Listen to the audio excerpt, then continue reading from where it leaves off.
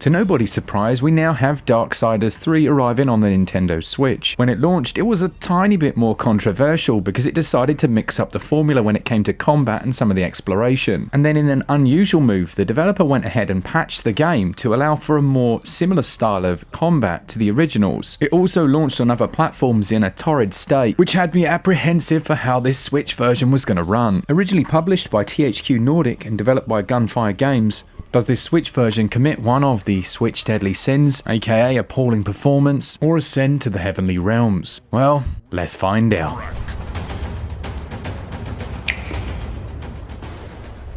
As this is a port, we're going to start out with the visuals and performance segment. Initial impressions of the game aren't exactly positive, with the opening cutscene failing to stream in assets, leaving every texture in the game unfinished. This is something we've seen many times with the Unreal Engine, but cutscenes aren't usually that bad. Similarly to the second game, Darksiders 3 is a much more open world. When within smaller areas, performance is adequate, generally hovering around 30 FPS, however you will see noticeable drops and some minor stuttering. Image quality is okay, there seems to be some dynamic resolution scaling, but generally we don't appear to be in the 540p territory when it comes to that image quality. The Switch version makes use of some of the Unreal Engine's best features. There's some really nice lighting here in certain areas, and the architecture and geometry have carried over well. The view distance is also decent. It does use a similar technique to that used in Rise with distant animations, giving them a slideshow style effect until you get a bit closer. When looking at performance in any release on Switch, it's really important to push into the second half of the game. I can't tell you the amount of times where performance has suddenly tanked, almost as if the developers have worked extra hard on those first areas because there's the potential that some reviewers may use footage just from there. And I'm glad I did. In the second half of the game, performance takes a drastic hit. Certain light effects cause it to stutter down into the tens, and as the world opens up and gets larger, performance goes down and gets worse. Generally, I'm quite happy if there are a few stutters and then I can carry on playing as normal, but these drops go from infrequent to very frequent indeed, and knowing quite a few people who suffer with motion sickness, such as Glen, the constant performance fluctuations aren't going to leave them feeling very well at all. The same experience carries over to handheld. For the first half of the game, you'll be generally okay, hitting 30 FPS, and then the second half, it will drop down and you'll really begin to notice some issues. Loading is also a big problem on Switch. The general load times are okay, however, just as we saw in The Outer Worlds, the game suffers from intermittent loading, whereby you enter a new area, run a few steps, and then everything freezes with an icon on the screen, and then 5 seconds later you can move again. It's quite jarring and really does take from the immersion. Artistically speaking, and as far as level design goes, I think Darksiders 3 is actually one of the stronger of the games. Those 7 deadly sins are expertly designed, and the models intricately detailed. The environments they inhabit are also very unique. It's just a shame that unfortunately this isn't Unreal 4 Engine's best showing on Switch. Visuals and performance score 10 out of 20. Then stand or fall, it matters not to me. Fury and the 7 Deadly Sins are all voice acted. There's also a companion character, the Watcher, who follows you around, giving exposition on certain situations, but thankfully not being a comic relief character, which can more often than not be an irritation. The soundtrack of Darksiders 3 is nice, if a little generic.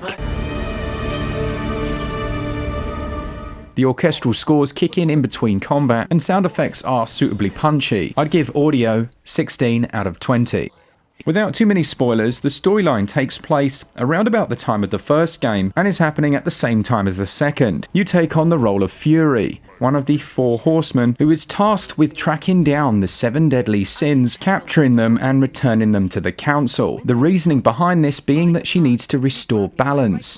They've all escaped and, well, they're the 7 deadly sins. They haven't exactly been well behaved. Aside from the factions of heaven and hell, you'll encounter the creators and humans, the latter of which you'll end up begrudgingly helping, to suit your own needs of course. And Darksiders' story is fine, it just hasn't really evolved from the go here, kill this person, go to the next place, kill them, until everyone's dead, the end. You can have a small impact on the story outcomes through one player choice, but it's not exactly nuanced storytelling.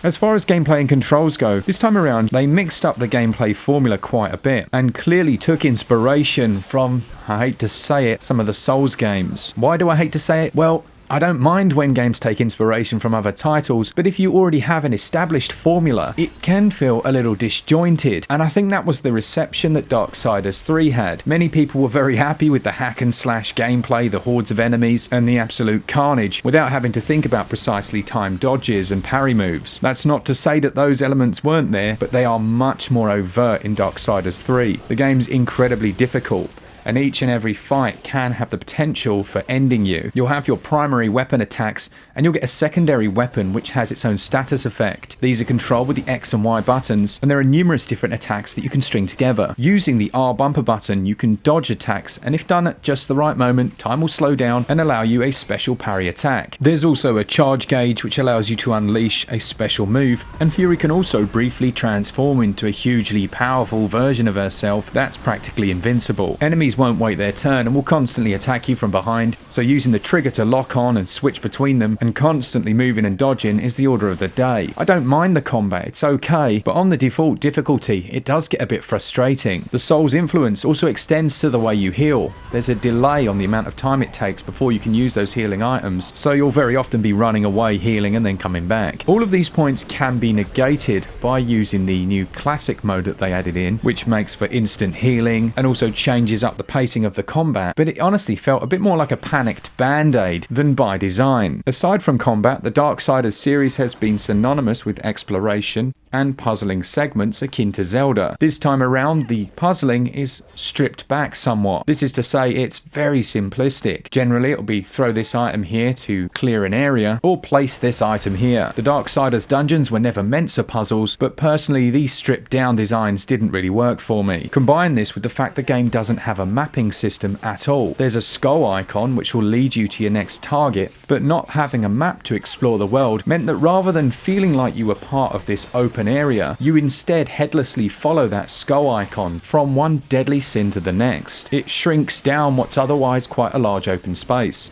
Finally, on the world design, there's a disproportionate amount of crawling through tunnels. It's not an issue, but it did make me wonder if they were actually streaming in assets to disguise loading screen. It certainly wouldn't be the first game to do that. See every elevator you've ever been in a game. The leveling system in Darksiders 3 is probably one of the weakest I've seen in a while. It's essentially just a single stat boost, plus 5% to health, plus 5 to attack, and so on and so forth. You collect souls from the enemies you've slain, or through those scattered about the world, usually in the form of a glowing orb by a body. Where have I seen that before? And then you trade these at the shop. Here you can also buy healing items and other buffs, trade in those aforementioned souls for character upgrade, and that's essentially Darksiders 3 in a nutshell. It's certainly not a bad game. It just feels disjointed, like they didn't settle on one design idea, or at least get any of those to a level where they felt coherent. Constantly backtracking through the same areas, hitting those loading screens, and blindly following that skull icon detracted from some of the better combat moments. Overall, I give gameplay 12 out of 20, and the control score 16 out of 20.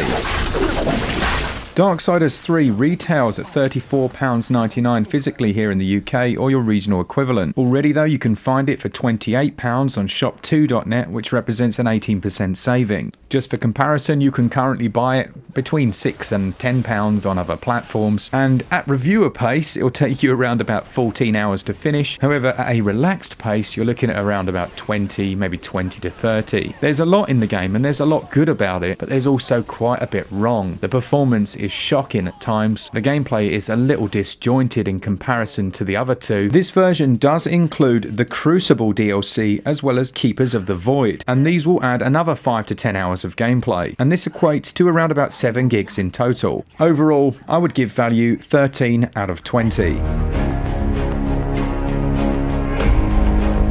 Darksiders 3 has been enjoyable and frustrating, but the longer you play, the more that weighs towards frustration on the Nintendo Switch. There's some really fun combat, some great characters and good sound, but performance currently doesn't cut the mustard. It scores a SwitchUp score of 67%. Let me know in the comments if you're still going to be picking this one up to finish the series. As I say, it's enjoyable at times, but I personally enjoyed playing it more on other platforms. For Switch owners here in the UK, remember to use our switchup.gg website and code SwitchUp for 10% off your digital digital purchases on Switch. Thanks to the publisher for the review copy. To all of you who enjoy and watch our channel, we really do appreciate it. And to our Patreons, you guys are amazing. And as always, you know what I'm going to say?